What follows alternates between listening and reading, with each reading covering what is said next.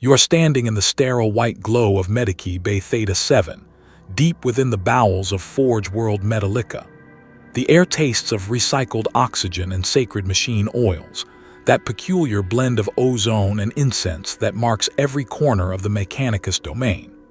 Around you, the eternal hymns of the machine spirits hum in perfect binary harmony, a sound so constant you've forgotten what silence feels like. Your augmetic hands, precision instruments of steel and blessed ceramite, move with the calculated grace of a master surgeon. Each finger is equipped with micromanipulators capable of cellular-level precision. Your optical mechadendrites snake overhead, recording every moment for the glory of the Omnissiah. This is routine. This is sacred. This is what you were made for. On the operating table before you lies a child, perhaps 8 standard Terran years, though malnutrition has stunted her growth. Her name is Myra 97 Alpha, a designation that strips away her humanity as efficiently as your surgical instruments strip away her flesh. She is a manufactorum worker's daughter, born into the endless gray hierarchy of the Forge world, and she is dying. The wound is simple, a laceration across her abdomen from a malfunctioning servoarm. In our world, this would be a straightforward procedure. Clean the wound, repair the damaged organs, suture, recover. 30 minutes of work, perhaps less. But you are not in our world. You are in the grim darkness of the far future, where even mercy must bow to sacred ritual. The Omnissiah's protocols are clear. Before any flesh may be touched by blessed steel, the litany of healing must be recited in full. 97 verses in perfect High Gothic, each word pronounced with mechanical precision. The incense must burn for exactly 11 minutes and 33 seconds. The machine spirits of your surgical tools must be individually blessed and awakened. The probability matrices must be calculated and recorded. As you begin the first verse, "Blessed be the machine God who watches over all flesh," you notice the child's vital signs flickering on your internal displays. Her heart rate is falling. Her blood pressure drops with each passing moment. The wound is deeper than initial scans revealed, and she is bleeding internally.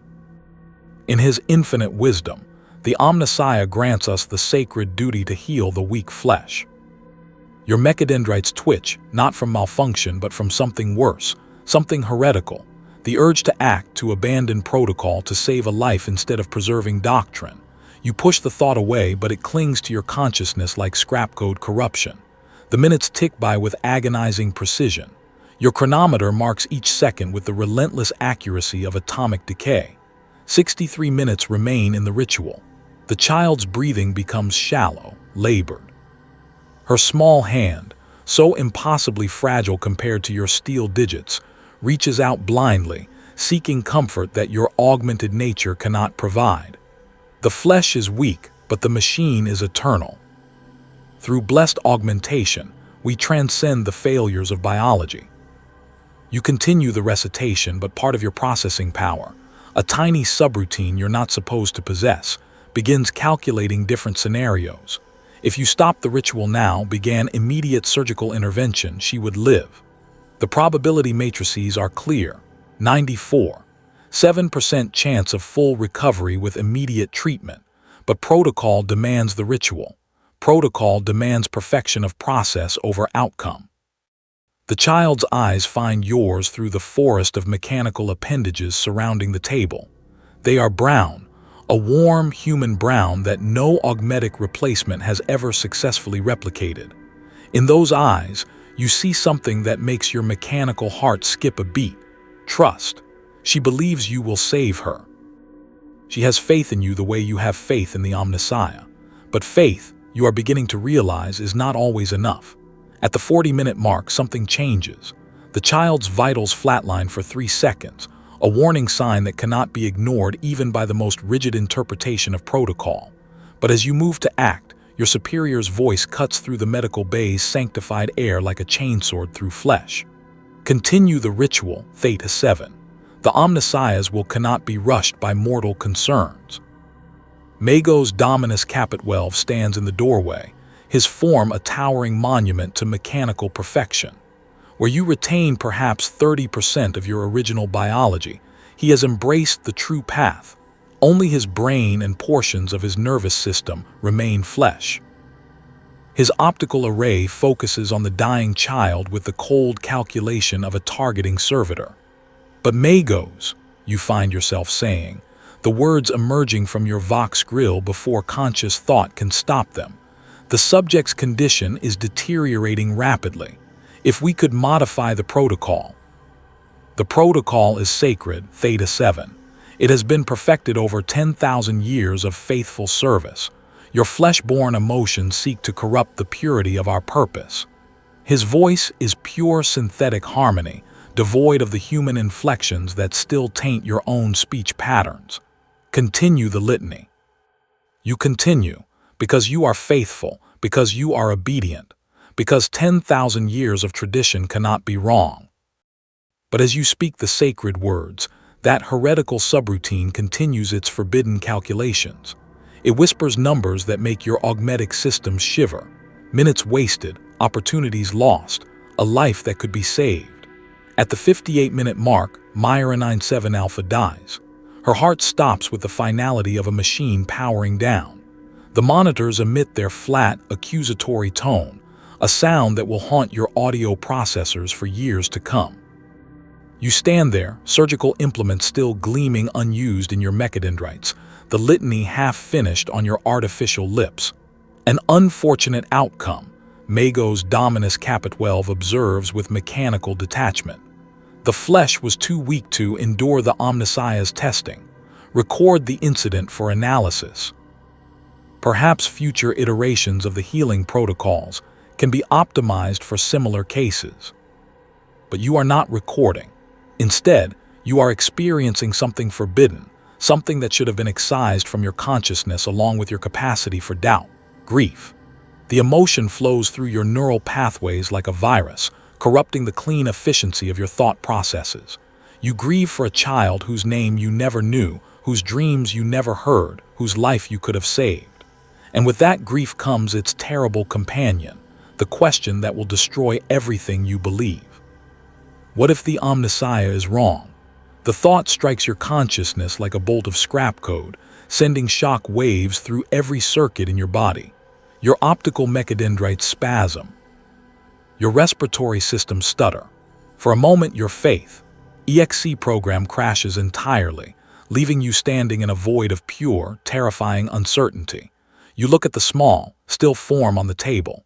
In our world, she would be someone's daughter, someone's hope, someone's future. Here, she is simply casualty report 4,847,293 in the eternal war between efficiency and compassion. But which side, you find yourself wondering, truly serves humanity? Theta-Seven. Kappa 12's voice cuts through your heretical contemplation. You will report to Confession Bay 7 for ritual purification. Your emotional responses indicate potential corruption. You nod because that is what faithful servants do. But as you walk away from the cooling corpse of Myra 97 Alpha, something has changed inside your mechanical skull. A crack has appeared in the perfect steel of your faith, hairline thin, barely detectable, but growing with each step. Behind you, the medical bay's servitors begin the process of disposal. Myra 97 Alpha will be rendered down for useful biomass, her organic components recycled into protein paste for the Forge world's workers. Even in death, she serves the Omnissiah's grand design. But you, Magos Biologis Theta-Seven, faithful servant of the machine god for 143 years, you walk toward the confession bays carrying something far more dangerous than heretical thoughts. You carry doubt. And doubt, once introduced into a system, has a tendency to propagate. The question echoes in your mind as your footsteps ring against the metal floors. What if efficiency isn't sacred? What if the machine exists to serve humanity, not the other way around? What if everything you believe is wrong? To understand what Theta-Seven risks by questioning, you must first comprehend the magnificent, terrifying totality of the faith he was raised to embrace. The cult Mechanicus is not merely a religion. It is reality itself, rewired and rebuilt in service to the machine god. Imagine, if you will, that every thought in your head was monitored, not by external surveillance but by the very neurons that create those thoughts. Imagine that your memories could be edited, your emotions regulated, your dreams replaced with sacred liturgical code. Imagine that questioning the system wasn't just forbidden, it was literally impossible, because the act of questioning would trigger automatic correctional protocols in your own brain. This is the world Theta-Seven inhabits. This is the architecture of absolute faith. You wake, as all tech priests do, not to the gentle embrace of natural sleep's end, but to the sharp activation ping of your chronometer augmetics. Your optical sensors flicker online with mechanical precision, displaying the time in 17 different measurement systems simultaneously. The first thing you see is the devotional scrollwork carved into your cell's ceiling. The flesh is weak, but the machine is eternal. The words are burned into your retinal display as well, ensuring that even if you close your eyes, the sacred truth remains visible. Your morning ablutions are not the simple washing rituals of baseline humanity. Instead, you perform the rite of mechanical sanctification, a 43-step process that involves the blessing of each augmetic system, the recitation of binary hymns, and the application of sacred oils to the interfaces between flesh and steel. The oils smell of ozone and frankincense, a scent that has become so associated with holiness that your olfactory processors automatically trigger devotional subroutines whenever you detect it. As you dress in your crimson robes, each fold precisely arranged according to patterns that date back to the founding of Mars itself, you join your voice to the eternal chorus that fills Forge World Metallica. 10 billion inhabitants, from the lowliest menial to the most exalted fabricator general, all singing the same digital hymns in perfect synchronization. The sound is not merely music, it is the heartbeat of a civilization that has chosen to become machinery. But the true horror, or glory, depending on your perspective, lies not in these visible rituals, but in what has been done to the very structure of thought itself. When you became a tech priest, your brain was not merely augmented, it was restructured. Neural pathways that once generated doubt were severed. Synapses that might produce heretical questions were rewired to trigger pain responses instead. The very concept of rebellion was edited out of your cognitive architecture, or so it was supposed to be. The Omnissiah's omnipresence extends beyond the merely physical. Every surface in the Forge world bears his sacred symbols. Every door frame contains purity seals embedded with microcogitators that record the biometric data of all who pass. Every tool, every weapon, every piece of clothing contains machine spirits that whisper constant prayers. You cannot escape the machine god's attention because you carry him with you in every augmetic implant. Your very language reinforces this totality. Binary Cant, the sacred tongue of the Mechanicus, contains no words for concepts like rebellion, heresy, or doubt. These ideas literally cannot be expressed in the language you think in most naturally. When a tech priest wishes to discuss such concepts, for academic purposes only of course, they must resort to debased Low Gothic, and even then, speaking such words triggers automatic penance protocols in their vocal systems. The architecture of this faith extends into every aspect of existence. Your sleep cycles are regulated to ensure optimal efficiency. Your nutrition is calculated by sacred algorithms that balance bodily needs with spiritual purity. Even your relationships with other tech priests are mediated through official protocols that prevent the formation of bonds that might compete with devotion to the Omnissiah. Consider the Forge world's hierarchy, a perfect pyramid of submission and control that would make the most totalitarian regimes of our history seem almost anarchic by comparison. At the bottom are the menials, humans whose only augmentations are those necessary for their assigned functions. Above them are the tech adepts, initiates who have begun the sacred process of replacing flesh with steel. Higher still are the tech priests like Theta-Seven, who have progressed far enough in their transformations to earn specialized roles, But even at Theta-Seven's level, freedom is an illusion. Every action is guided by protocols established by superiors who have themselves been shaped by protocols from their superiors. The chain extends upward through Magos dominance and fabricator locums until it reaches the fabricator general himself, and even he is merely the Omnissiah's representative, bound by traditions that predate the Imperium itself. The surveillance systems that monitor this hierarchy are works of art in their own right.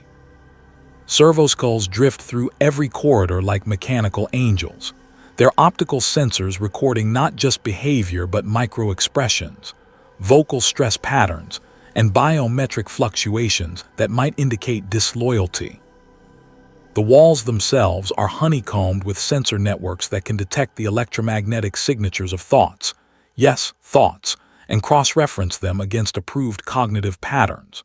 More insidious still are the machine spirits embedded in every piece of technology. These semi-intelligent programs don't merely operate equipment, they observe their users. The wrench in a tech priest's hand reports on how it's being used. The cogitator at his workstation analyzes the data he accesses. Even the sacred texts he reads are embedded with monitoring protocols that track which passages he spends the most time studying. But perhaps the most horrifying aspect of this system is how it makes its own violation impossible. When Theta-Seven experienced his moment of doubt in the medical bay, his augmetic system should have automatically reported the anomaly to his superiors. The fact that they didn't suggest something has gone wrong, or perhaps, from a certain perspective, something has gone right, with his neural conditioning. The historical precedent for what happens to those who question the machine god is written in adamantium and blood across 10 millennia of imperial history. The tech heresy of Moari Schism. The abominable intelligence uprising on Cycloth Wraith. The Forge world Lucius's brief flirtation with chaos corruption. In each case, the response was swift, total, and merciless. Entire populations of tech priests were purged, their data cores wiped, their augmetics repurposed for more faithful servants. The survivors of these purges, when there were survivors, were subjected to procedures that make mere lobotomization seem merciful. Their memories were edited to remove all traces of heretical thought. Their personalities were rebuilt from approved templates. Their bodies were modified to ensure that even the capacity for rebellion was removed at the genetic level. And yet, despite all of this, despite the surveillance, the conditioning, the historical examples, the architectural impossibility of dissent, doubt persists. It finds a way, like water seeping through the smallest cracks in even the most perfectly sealed system. The very fact that such elaborate precautions are necessary suggests that somewhere, in the deepest algorithms of the human spirit, something indestructible resists even the most perfect tyranny. This is what Theta-Seven faces as he walks through the corridors of Forge World Metallica, that forbidden question echoing in his modified mind. He is not merely risking his life, he is risking his very existence as a conscious being. To doubt the Omnissiah is to doubt the fundamental structure of reality itself. But the child is dead. Myra 97 Alpha is dead, and all the sacred protocols in the galaxy couldn't save her. And that fact, simple, undeniable, horrifying, sits in Theta-Seven's consciousness like a virus in a data core, spreading its infection through every certitude he once held sacred. The architecture of absolute faith is magnificent and terrible, a monument to humanity's capacity for both transcendence and tyranny. But even the most perfect architecture can develop stress fractures, and once those cracks begin to spread, the entire structure becomes vulnerable to collapse. 3 months pass after Myra 97 Alpha's death, and you tell yourself you have moved past the moment of weakness. The confession rituals helped, 47 hours of neural realignment that left your thoughts properly ordered, your faith properly calibrated. The Omnissiah's mercy is infinite after all, and even faithful servants sometimes experience computational errors. But the human mind, even one encased in blessed steel and rewired with sacred circuits, has a troublesome habit of remembering things it's supposed to forget. You are in research-based Sigma 9, conducting routine analysis of biological samples taken from the Calixis sector's latest tithe shipments. The work is sacred drudgery: catalog, analyze, file. Each specimen represents another small victory for Imperial science, another step toward the perfect understanding that the Omnissiah promises his faithful servants.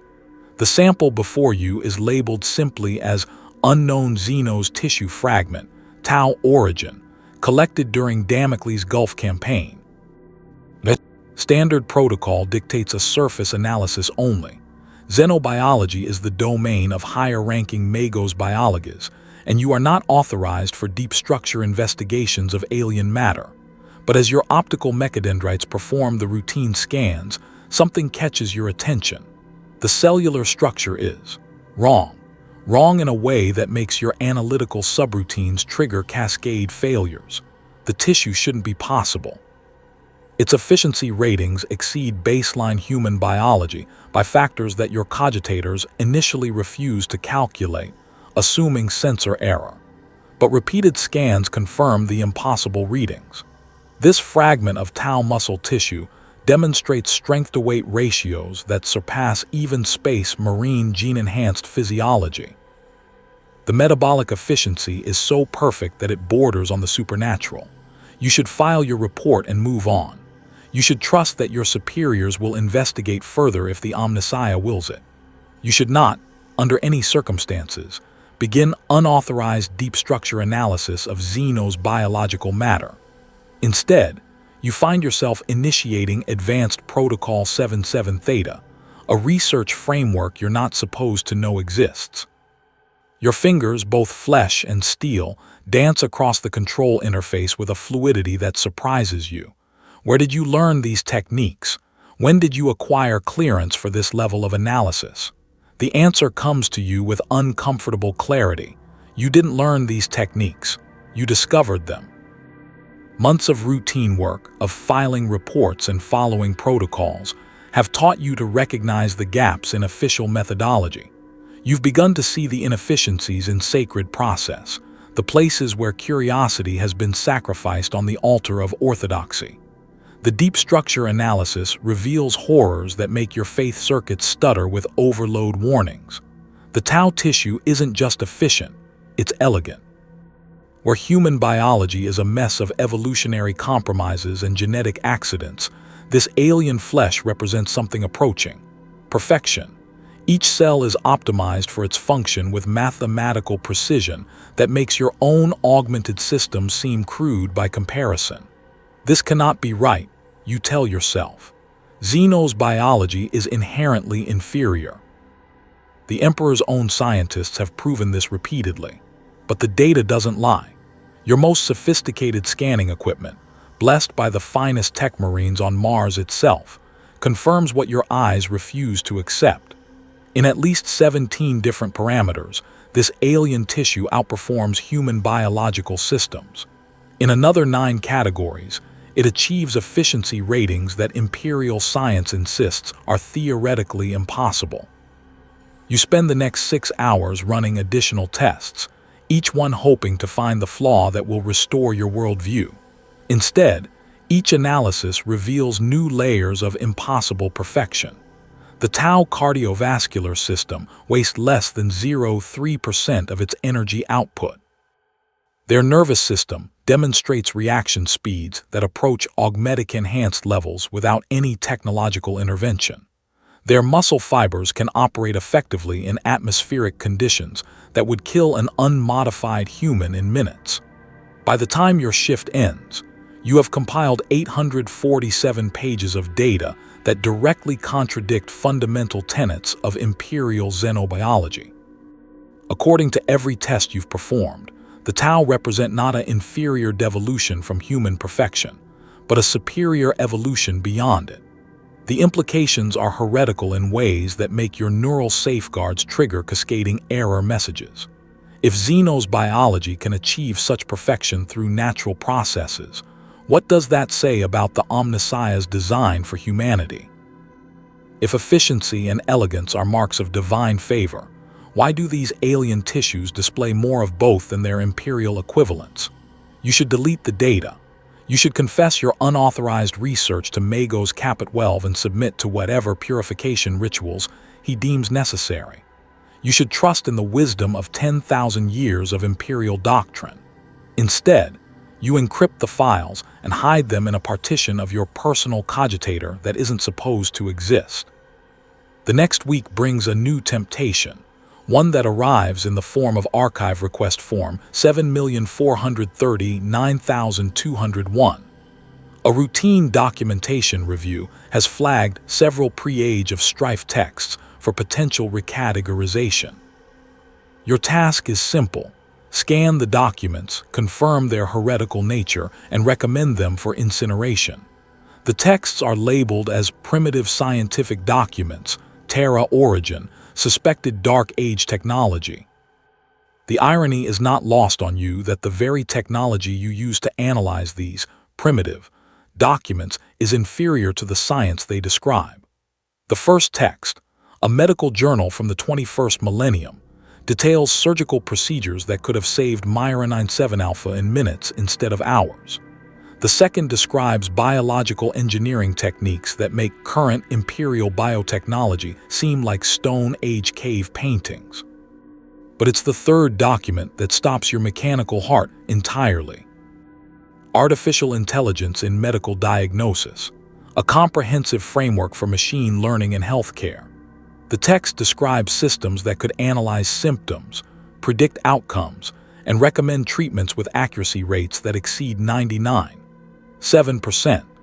The very machines that imperial doctrine condemns as abominations were once used to save lives with an efficiency that makes current medical protocols seem almost deliberately wasteful.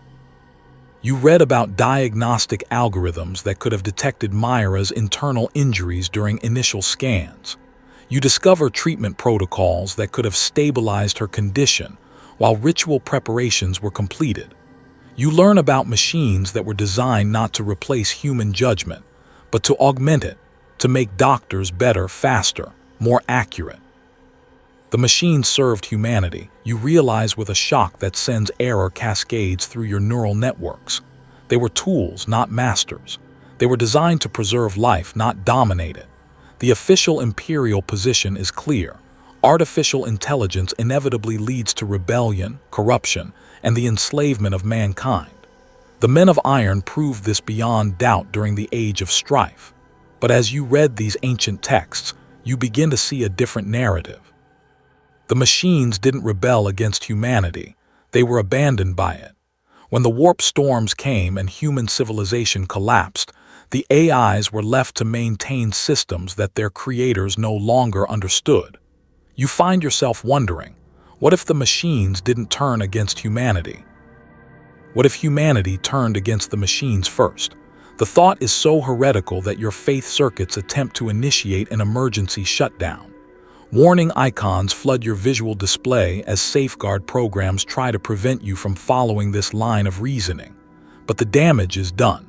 The question has been asked, and questions have a way of multiplying. Over the following months, your research becomes more sophisticated and more dangerous.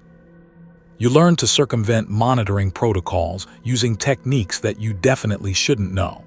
You discover underground networks of tech priests who share certain flexible interpretations of orthodox doctrine. You begin trading information in ways that would horrify your former self. The black market for forbidden knowledge exists even within the most sacred halls of the Mechanicus. Tech Priest Delta 49 deals in pre-Imperium scientific texts. Adept Gamma 77 Beta specializes in Xenos technology analysis. Magos Minor Epsilon 12 maintains a private collection of STC patterns that the Fabricator General has declared anathema. Each transaction teaches you new lessons about the malleable nature of truth. You discover that many lost technologies aren't lost at all. They've been deliberately suppressed because they contradict official doctrine. You learn that the Omnissiah's perfect knowledge contains gaps that could be filled by information that already exists, if only someone was willing to acknowledge it. Your first unauthorized modification is subtle, an enhancement to your optical mechadendrites that improves their resolution by 23 7%. The improvement requires techniques described in a text that was supposedly destroyed during the Moari Schism. But the enhancement works. It works better than official Mechanicus optical systems, and it does so using principles that your training insisted were impossible. The second modification follows 6 weeks later. A neural interface upgrade that allows faster data processing using algorithms based on Tau cognitive enhancement research. Again, the improvement is undeniable. Your analytical capabilities increase by factors that astound even you. Each success makes the next transgression easier. Each improved system demonstrates that forbidden knowledge isn't forbidden because it's wrong. It's forbidden because it's right, because it works, because it reveals the inadequacy of official doctrine. You tell yourself that you're still faithful, that you're researching these techniques to better serve the Omnissiah, that understanding Xeno's technology will help humanity defend against it, that recovering lost knowledge serves the greater good of the Imperium. But late at night, in the privacy of your cell, you perform calculations that terrify you, mortality rates that could be reduced, efficiency improvements that could be implemented, lives that could be saved if you were allowed to apply what you've learned. The irony cuts deep. The more you learn about forbidden knowledge, the more faithful you become, not to the Mechanicus, but to humanity itself. Every suppressed technique, every hidden truth, every abandoned technology represents human potential that has been sacrificed to maintain institutional control. You begin to understand that the real heresy isn't questioning the Omnissiah's wisdom. The real heresy is accepting that wisdom is defined by those who benefit from ignorance. But understanding this truth and acting on it are two very different things. You are still Magos Biologis Theta-Seven, faithful servant of Forge World Metallica. You still perform your duties with mechanical precision. You still recite the proper litanies and observe the sacred rituals. The only difference is that now you know they're not enough. You know that somewhere beyond the red robes and sacred oils, beyond the binary hymns and ritual protocols, there's a better way to serve humanity. The question that haunts your upgraded neural pathways isn't whether you'll act on this knowledge. The question is whether you'll be able to stop yourself when the time comes. The SDC pattern arrives on a gray morning during the 3rd week of Invocastus, delivered in a data cylinder that has passed through 17 different security checkpoints to reach your laboratory. Standard template construct patterns are among the most sacred artifacts in the Imperium, blueprints for technology that date back to humanity's golden age, each one a fragment of perfection that could revolutionize entire sectors of Imperial science. This particular pattern is labeled Medical Intervention System, Classification Omega-7, Origin Unknown, Status, Pending Review. What that bureaucratic designation doesn't convey is the magnitude of what you're looking at. The pattern describes a medical system that could revolutionize battlefield surgery across the entire Imperium. Nanoscale surgical robots that could operate at the cellular level, repairing damage with precision that makes current augmetic surgery seem like crude butchery. The projected mortality reduction rates are staggering: 89.7% for battlefield trauma, 94%, 2% for surgical complications, 97%, 8% for conditions like the one that killed Myra 97 Alpha. You spend 14 hours analyzing the pattern, cross-referencing it with 17 different archives, running compatibility tests with existing Imperial technology. Every analysis confirms the same impossible truth: this system would work. More than work, it would save millions of lives across thousands of worlds. But there's a problem. 17 problems, actually, each one a direct violation of sacred Mechanicus doctrine. The nanorobots require artificial intelligence subroutines to operate effectively. Not the simple machine spirits that the Mechanicus tolerates, but genuine AI systems capable of independent decision-making. The medical protocols prioritize patient survival over ritual observance. The surgical techniques bypass traditional blessing ceremonies in favor of pure efficiency. Most damning of all, the system is designed to be operated by non-Mechanicus personnel, ordinary humans who haven't undergone the sacred transformation. According to every tenet of Orthodox doctrine, this STC pattern is abominable. It represents everything the Mechanicus has spent 10,000 years fighting against: the subordination of sacred ritual to practical necessity, the elevation of human judgment over divine protocol, the creation of artificial intelligences that might one day rebel against their creators. Your orders are explicit. Analyze the pattern, document its heretical nature, and recommend it for immediate destruction. The data cylinder contains a built-in incendiary system that will reduce the pattern to ash at your command. One touch of a control stud, and this fragment of humanity's golden age will be lost forever. You stand in the sterile silence of your laboratory, your mechadendrite poised over the destruction controls, and you remember Myra 97 Alpha's eyes. You remember the trust in that dying gaze, the faith that you would save her. You remember the 97 minutes of ritual that followed, the sacred protocols that ensured her death. The Omnissiah demands its destruction, your conditioning whispers. 10,000 years of faithful service cannot be wrong. The flesh is weak. The machine is eternal. Artificial intelligence leads to damnation. But your upgraded neural pathways, the ones modified with forbidden tau cognitive enhancement algorithms, are running different calculations. They show you mortality statistics from across the Imperium. They project the number of lives this technology could save: 847 million in the first year alone. They present scenarios where Imperial Guard medics could save soldiers who currently die from treatable wounds, where plague outbreaks could be contained before they devastate entire hive cities, where children like Myra could live instead of becoming statistics in the endless war between ritual and reason. For the first time in your augmented existence, you make a choice that has nothing to do with protocol, doctrine, or divine command. You choose compassion over obedience. You choose human life over sacred tradition. You choose to betray the machine god. Your fingers, both flesh and steel, move with a fluidity that surprises you as you access systems you're not supposed to understand. Instead of destroying the STC pattern, you copy it. Not just once, but 17 times, each copy encrypted with algorithms that would take even Mechanicus cryptographers millennia to break. You hide the copies in data archives across the Forge world, embedded in maintenance records and shipping manifests, disguised as routine technical documentation. But copying heretical technology is only the beginning of your transgression. To truly serve humanity, the pattern must be implemented.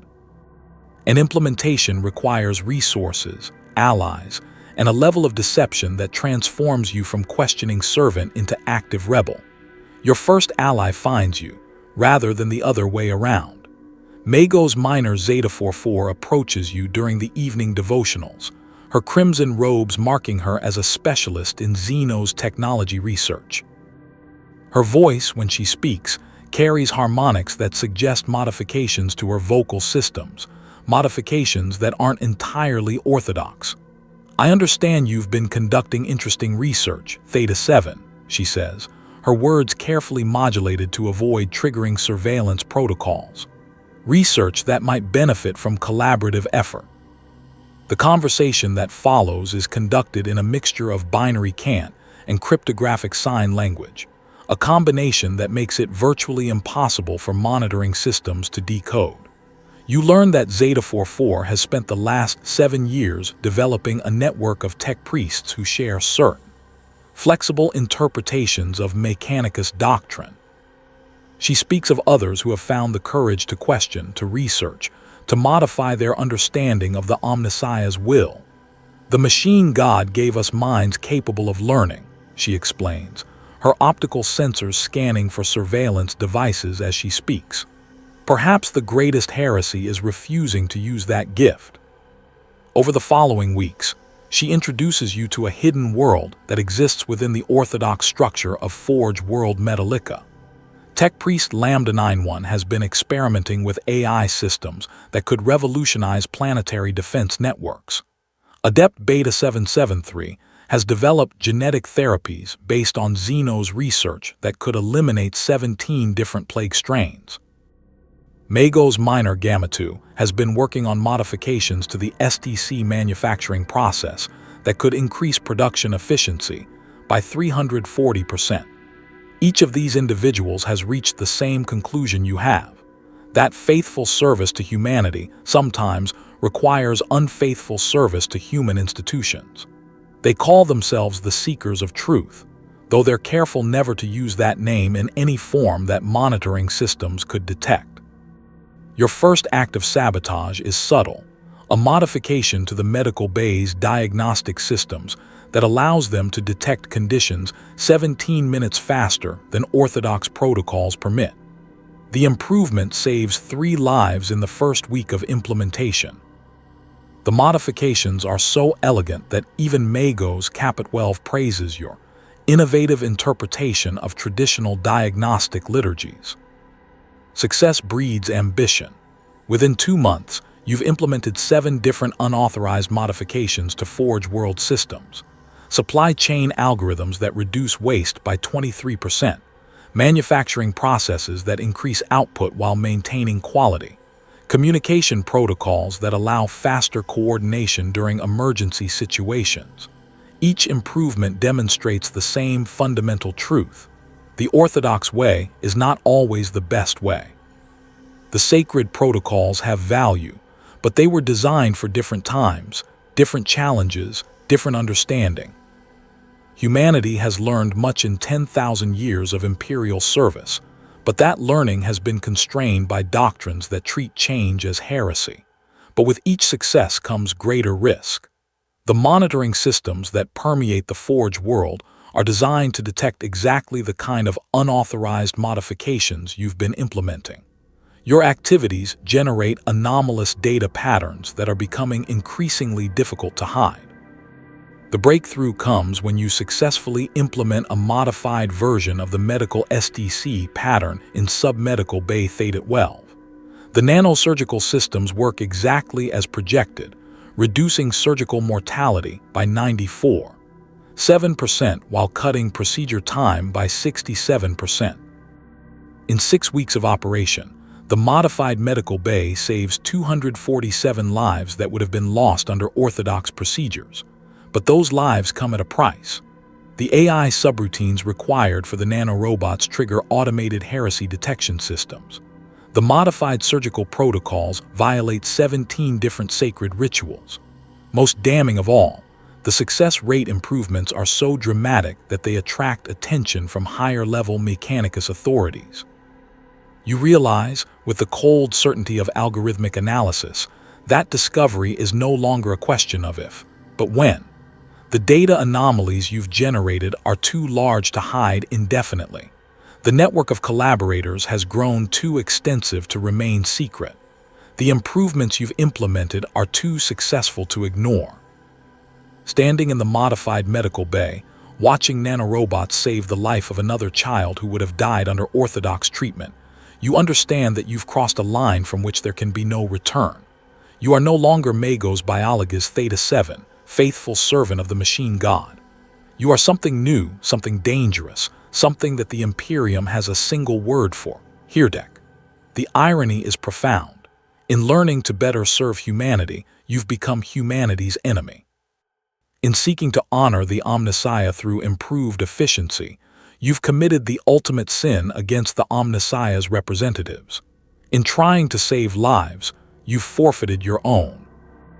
But as you watch the child, designation Kappa 79 Beta, breathe easily for the first time in weeks, his genetic condition corrected by technology that orthodox doctrine insists is abominable, you find that you don't regret your choices. Some betrayals, you're learning, are more faithful than loyalty. The question is no longer whether you'll continue down this path. The question is whether you'll survive long enough to see where it leads. The servoskull appears outside your laboratory on a Tuesday, hovering at exactly 27 meters altitude with the mechanical patience that only machine spirits possess. At first, you assume it's conducting routine surveillance. The Forge world deploys thousands of such devices daily, their red optical sensors sweeping corridors and recording data for the glory of the Omnissiah. But this servoskull is different. Its eye blinks in patterns you've never seen before. 3 short pulses, 2 long, 5 short, repeat. The sequence follows no standard Mechanicus surveillance protocol. More troubling still, your enhanced cognitive systems, modified with those forbidden Tau algorithms, recognize the pattern as a mathematical progression that shouldn't be randomly generated. By the 3rd night, you're certain they're watching you, not with the casual omnipresence that monitors all tech priests, but with the focused intensity reserved for suspected heretics. The servoskull has been joined by others, a constellation of mechanical watchers that track your movements with predatory precision. Your first instinct is paranoia, a baseline human emotion that your augmented system should have suppressed years ago. But paranoia, you're learning, can be a survival mechanism when the paranoia is justified. You begin conducting counter-surveillance, using techniques that you definitely shouldn't know, watching for patterns in the watchers themselves. What you discover makes your mechanical heart skip exactly 3 beats before emergency regulators restore proper rhythm. The surveillance network monitoring you isn't standard Forge world security. The servoskulls carry authorization codes that trace back to the Ordo Hereticus. The Inquisition is watching. The realization hits you like a bolt of scrap code. Your activities haven't gone unnoticed. Somewhere in the vast bureaucratic machinery of imperial justice, data analysis engines have flagged Magos Biologis Theta-Seven as a person of interest. Your unauthorized research, your modified systems, your network of collaborators, all of it has generated patterns that machine spirits have learned to recognize as harbingers of heresy. You attempt to contact Zeta-44 through encrypted channels, but your messages bounce back with error codes that don't exist in standard Mechanicus communication protocols. Lambda 91 fails to appear at 3 scheduled research meetings. Beta 773's laboratory shows signs of having been hastily evacuated, his research materials gone, his personal effects scattered. The network is collapsing. One by one, your allies are disappearing into the vast maw of imperial justice. You don't know if they've been arrested, transferred, or simply processed. The Mechanicus has efficient methods for dealing with problematic personnel, methods that don't require public trials or formal accusations. Your own situation deteriorates with mathematical precision. Access codes that worked yesterday generate security warnings today. Research materials you've used for months suddenly require authorization levels you don't possess. The comfortable routine of your laboratory work becomes a maze of restrictions and scrutiny. The modifications you've made to Forge world systems, those elegant improvements that saved so many lives, are being systematically reversed. The enhanced medical bay is shut down for routine maintenance that stretches into weeks. The optimized supply algorithms are replaced with updated protocols that restore the inefficiencies you eliminated. One by one, your contributions to human welfare are being erased. But the true horror reveals itself when you discover the monitoring systems embedded in your own augmentations. While conducting a routine self-diagnostic, a process that has become obsessive as paranoia mounts, your enhanced scanners detect anomalous circuitry in your neural implants. Microscopic surveillance devices that have been recording not just your actions, but your thoughts themselves. How long have they been there? Since your original augmentation surgery? Since your first unauthorized research? Since birth?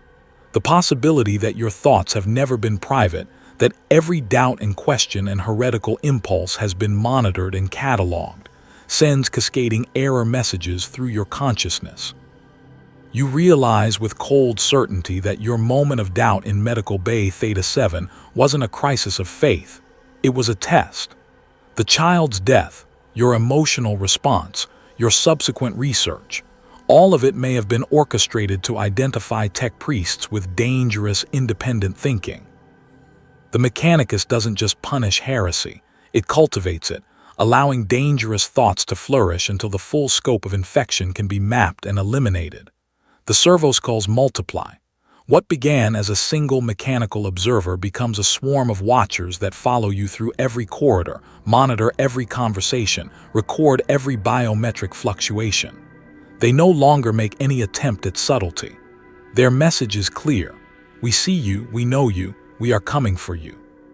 Sleep becomes impossible as stress-induced system failures cascade through your augmented physiology. Your optical mechadendrites develop tremors that require constant recalibration. Your respiratory systems stutter at random intervals, producing errors in binary cant recitation that mark you as emotionally compromised. Your enhanced cognitive systems, those wonderful Tau-inspired modifications, begin generating feedback loops that threaten total neural collapse. The breaking point comes when you attempt to access the medical STC pattern you worked so hard to preserve. The files are gone, not deleted. That would leave recovery traces that skilled tech adepts could reconstruct. Completely gone, as if they never existed. Even your hidden backups have been located and eliminated with surgical precision. 17 copies of humanity's salvation, scattered across the Forge world's data networks, all eliminated by searchers who know exactly where to look. The implications are clear. Someone with intimate knowledge of your activities has provided complete intelligence to your hunters. Someone you trusted has betrayed you. The realization that betrayal comes from within your own network drives you to desperate measures. You begin making plans to flee, not just the Forge world, but the Mechanicus itself. Using techniques learned from your forbidden research, you attempt to modify your identification codes, alter your biometric signatures, create a new identity that might allow escape. But every system you try to access recognizes you. Every door you approach scans your presence and updates logs that feed directly to monitoring centers. Every breath you take is recorded by atmospheric sensors that track your unique metabolic signature. You are not just being watched, you are being contained. The final proof of your situation comes in the form of a routine maintenance request. Your laboratory requires standard security updates that will necessitate temporary relocation of all research materials. The timing is perfect. During the transfer, any anomalous equipment or unauthorized research can be identified and confiscated. Your life's work will be examined, cataloged, and used as evidence of your heretical activities. As you pack your personal effects under the watchful eyes of servoskulls and maintenance servitors, you understand that this is the end, not just of your research, not just of your career, but of your existence as a free-thinking being. The Mechanicus has efficient methods for dealing with heretical tech priests: brain scrubbing, memory editing, personality reconstruction. The techniques that will be used on you are the same ones you've used on others, an irony that your enhanced cognitive systems note with bitter precision.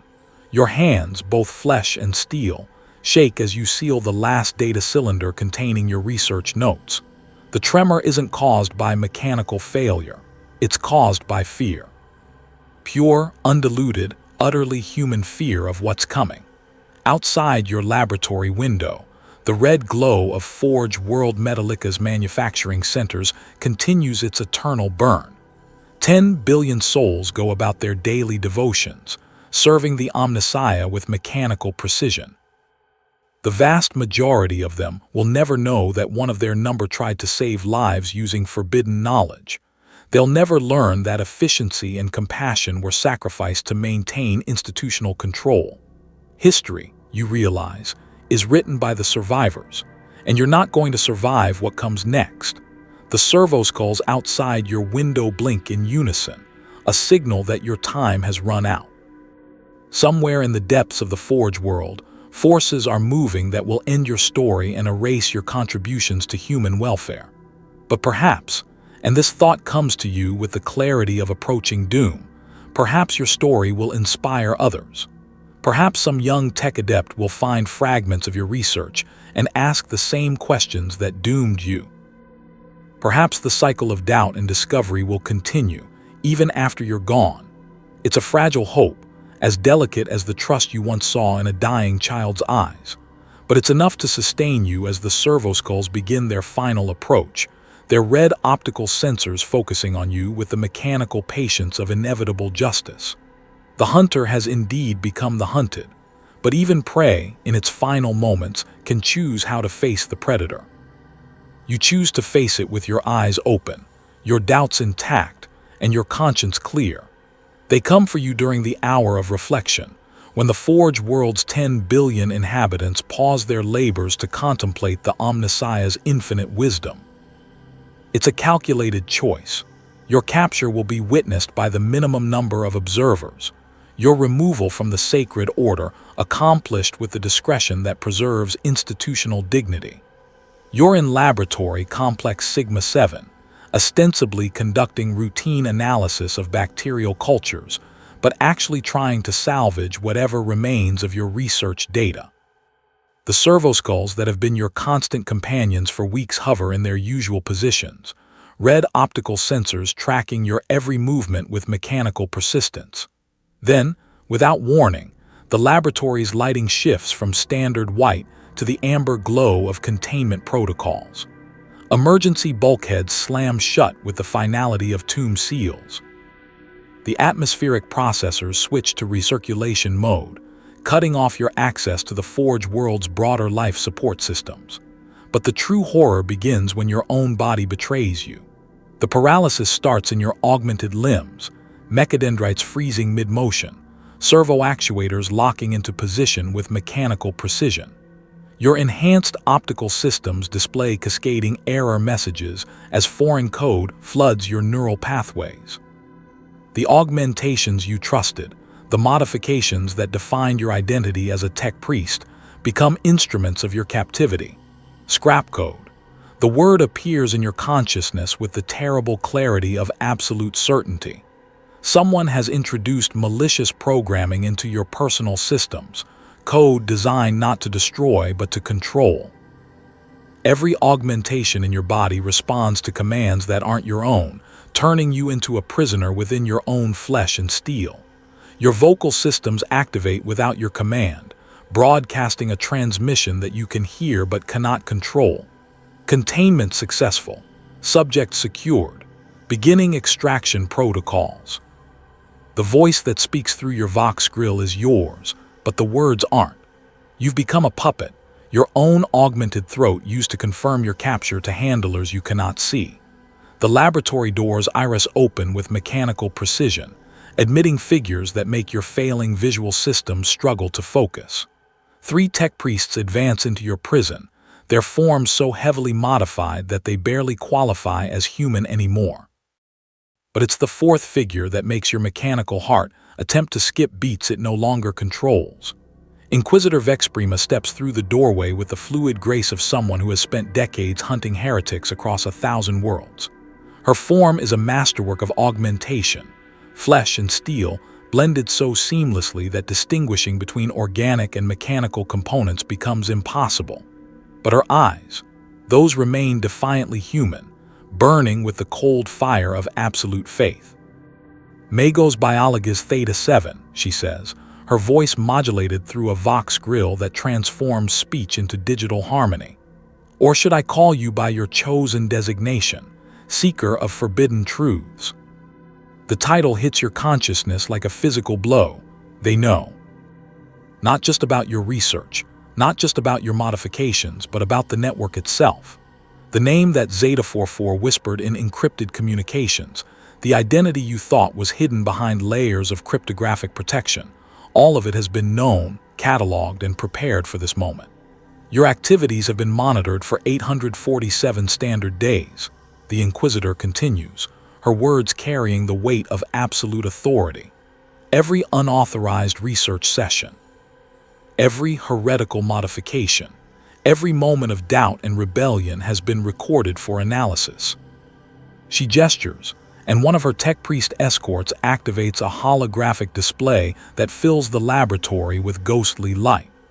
The images that appear make your consciousness real with the scope of your exposure.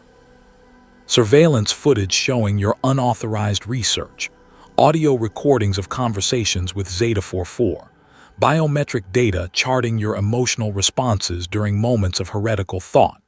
Did you believe your thoughts were private? The Inquisitor's question carries gentle mockery that cuts deeper than any blade. Did you imagine that a servant of the Omnissiah could hide his intentions from the machine god himself? The holographic display shifts, showing cutaway diagrams of your own augmentations. Every modification you've made, every unauthorized enhancement, is revealed in technical detail that demonstrates intimate knowledge of your personal systems. But more horrifying still are the additions you didn't make, the surveillance devices that have been monitoring you since your original augmentation surgery 43 years ago. Your doubt was detected the moment it formed, she explains with the clinical detachment of a surgeon describing a procedure. The neural fluctuations generated when you questioned the Omnissiah's wisdom triggered monitoring protocols that have tracked your degradation ever since. You try to speak, to defend yourself or at least understand the scope of your situation, but your vocal systems remain locked under external control. You can only listen as the Inquisitor details the full extent of your exposure. Magos Minor Zeta-44 was one of our agents, placed within your research network to monitor its growth and identify all participants. Tech Priest Lambda 91 reported directly to the Ordo Hereticus throughout his association with your group. Even your precious SDC pattern was bait, designed to test how far your heretical tendencies would drive you. The revelation strikes your consciousness with the force of a plasma blast. Every ally you trusted, every collaborator you confided in, every moment of shared rebellion, all of it was theater, designed to map the full extent of heretical thought within Forge World Metallica. You weren't just discovered, you were cultivated, allowed to grow and spread your infection until the full scope of contamination could be measured and excised. The medical modifications you implemented saved 247 lives, the Inquisitor continues, her tone suggesting this information carries no moral weight. Those lives were acceptable losses in the larger project of identifying and eliminating heretical thinking.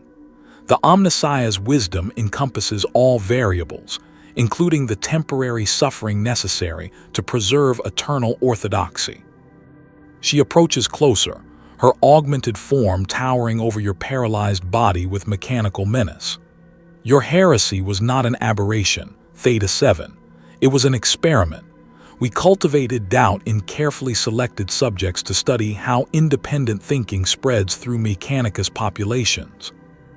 Your network, your research, your passionate belief that you were serving humanity, all of it was data collection in service of a greater understanding. The full scope of your manipulation becomes clear with algorithmic precision. The child who died during the ritual, Myra 97 Alpha, was selected specifically because her death would trigger emotional responses in tech priests with latent heretical tendencies. The medical procedures that seemed inefficient were deliberately designed to cause suffering that would prompt questioning of orthodox doctrine. Even your moment of doubt, that crack in perfect faith that started everything, was manufactured by authorities who understood exactly how to break loyal servants. You were never free, the Inquisitor explains as mechanical appendages begin connecting data probes to ports in your skull that you didn't know existed. Free will is an illusion maintained to give meaning to existence. In reality, every choice you made was predicted, every rebellion was anticipated, every heretical thought was cataloged for analysis. The data extraction begins without ceremony. Information flows from your consciousness into external systems with an efficiency that makes your enhanced cognitive processes seem sluggish by comparison. Memories, knowledge, experiences, everything that defines your identity as Magos Biologis Theta-Seven is being copied, analyzed, and prepared for disposal. But the physical extraction of data is nothing compared to the systematic destruction of your sense of self. The Inquisitor's revelation continues with remorseless precision, detailing how every aspect of your rebellion served the system you thought you were fighting. The unauthorized modifications you implemented, they're being studied to improve our understanding of heretical psychology. The research network you built, it's provided us with detailed intelligence about how forbidden knowledge spreads. Even your emotional attachment to human life, that compassion you believed made you more faithful to humanity's interests. It's being cataloged as a psychological vulnerability that can be eliminated in future augmentation protocols. The irony is perfect, brutal, and complete. Your heresy has made the Mechanicus more efficient at preventing future heresy. Your rebellion has strengthened the system you sought to change. Your compassion has been weaponized against compassion itself. As the data extraction reaches completion, you understand the final truth of your situation. You will not be executed. Death would be too simple, too clean. Instead, you'll be rebuilt. Your memories will be edited to remove all traces of heretical thought. Your personality will be reconstructed from approved templates. Your body will be modified to eliminate the neural pathways that made independent thinking possible. The being that emerges from this process will wear your face, carry your designation, even retain fragments of your technical knowledge. But it will not be you. It will be a perfect servant, incapable of doubt, incapable of rebellion, incapable of the compassion that drove you to betray everything you once held sacred. The flesh is weak, Inquisitor Vex Prima intones as the final data streams complete their transfer. But the machine can be perfected. Your weaknesses will be eliminated. Your strengths will be preserved. You will serve the Omnissiah with the purity that was always intended for his faithful servants. Your consciousness fragments as the personality reconstruction begins. The last coherent thought that forms in your degrading neural pathways is a question that will never be answered. How many others have undergone this process? How many of your colleagues are hollow shells, their original personalities erased and replaced with artificial orthodoxy? The answer dissolves into static as your identity scatters like data fragments in a corrupted memory core. Magos Biologis Theta-Seven, questioner, heretic, seeker of forbidden truths, ceases to exist. What remains is exactly what the Mechanicus always intended: a perfect servant, faithful and efficient, incapable of the doubts that nearly led him to salvation. What sits in containment cell Omega 777 is no longer Magos Biologis Theta-Seven, though it wears his face and carries his designation. The personality reconstruction was flawless, the memory editing precise. Every trace of heretical thought has been excised with surgical precision, leaving behind a consciousness that serves the Omnissiah with mechanical perfection. This new being, let us call it Theta-Seven Prime, performs its duties with an efficiency that would have horrified its predecessor. It conducts research with no curiosity beyond approved parameters. It follows protocols with no thought for their consequences. It watches children die during medical rituals with no emotional response beyond clinical data recording. But in the depths of Forge World Metallica's data archives, fragments of the original Theta-Seven's research persist. Hidden in maintenance logs and shipping manifests, disguised as routine technical documentation, the forbidden knowledge waits. The Inquisition's purge was thorough but not perfect. No system ever is.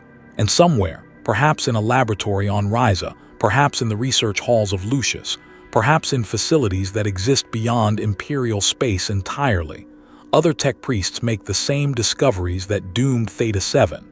They find the same contradictions between dogma and efficiency. They ask the same dangerous questions about the relationship between humanity and its machines. The cycle continues, as it always has, as it perhaps always will.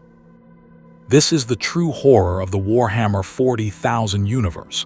Not that evil exists, but that good is systematically transformed into evil by the very systems that claim to preserve it. Theta-Seven's compassion became a tool for eliminating compassion. His desire to serve humanity became a method for perfecting humanity's subjugation. His rebellion strengthened the system he sought to overthrow. In our world, We comfort ourselves with the belief that truth will eventually triumph, that justice will prevail, that progress is inevitable. We tell ourselves stories about heroes who change the world through courage and determination. We believe that individuals can make a difference, that standing up for what's right will ultimately matter. The Grimdark universe offers no such comfort. Here, the very act of resistance becomes complicity. The system is so vast, so pervasive, so perfect in its horror that even rebellion serves its purposes. Every heretic identified strengthens the methods used to identify future heretics. Every act of compassion reveals vulnerabilities that can be eliminated. Every moment of hope provides data for more effectively crushing hope. This is why the Imperium endures.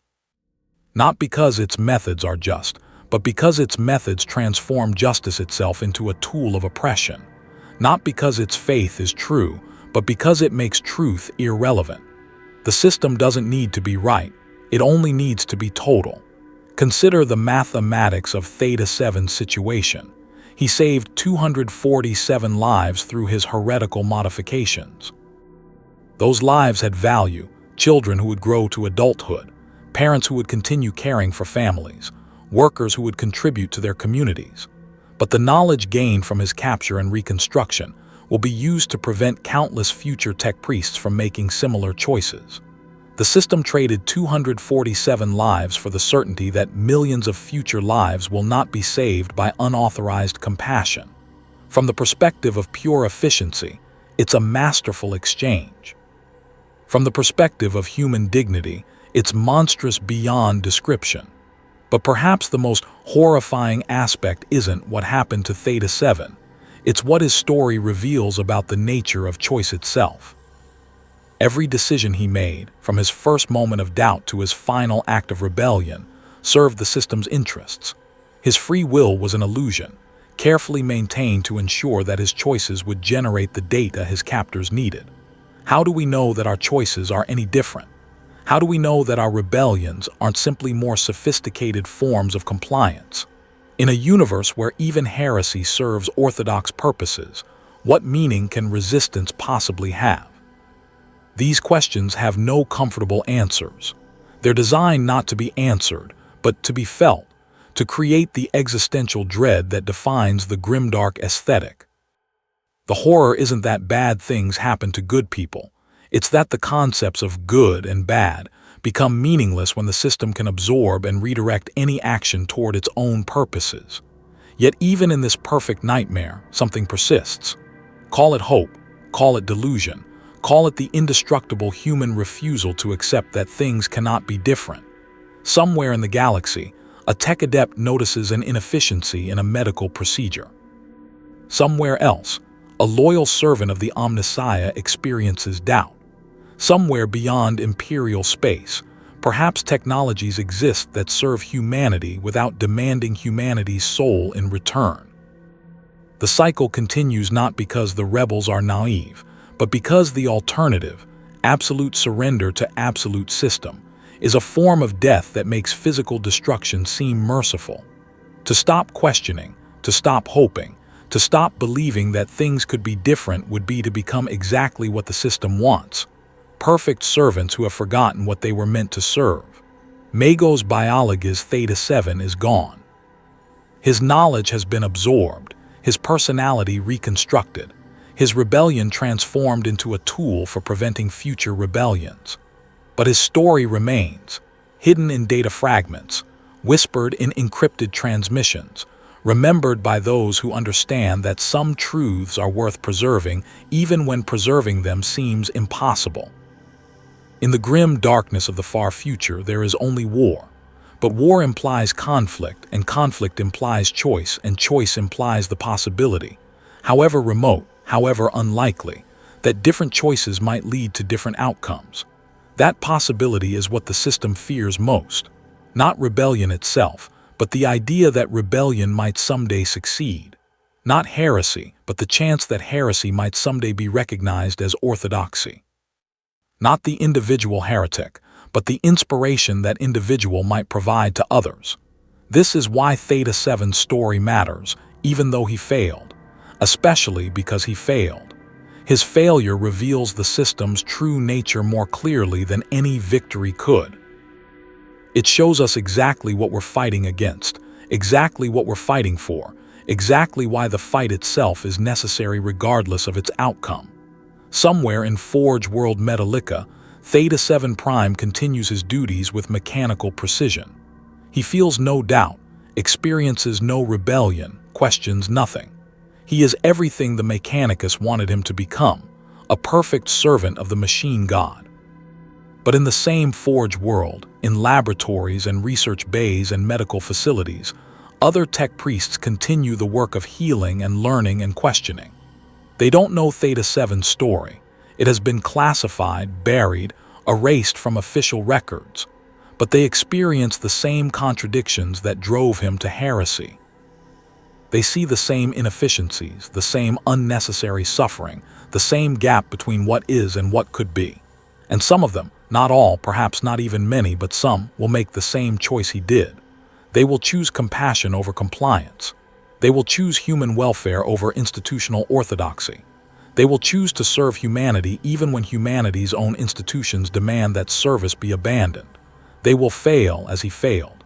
They will be captured, reconstructed, erased. Their rebellion will strengthen the system they sought to change. But their story will continue, passed down through hidden networks and encrypted transmissions, preserved in the memory of those who refuse to forget that different choices are possible.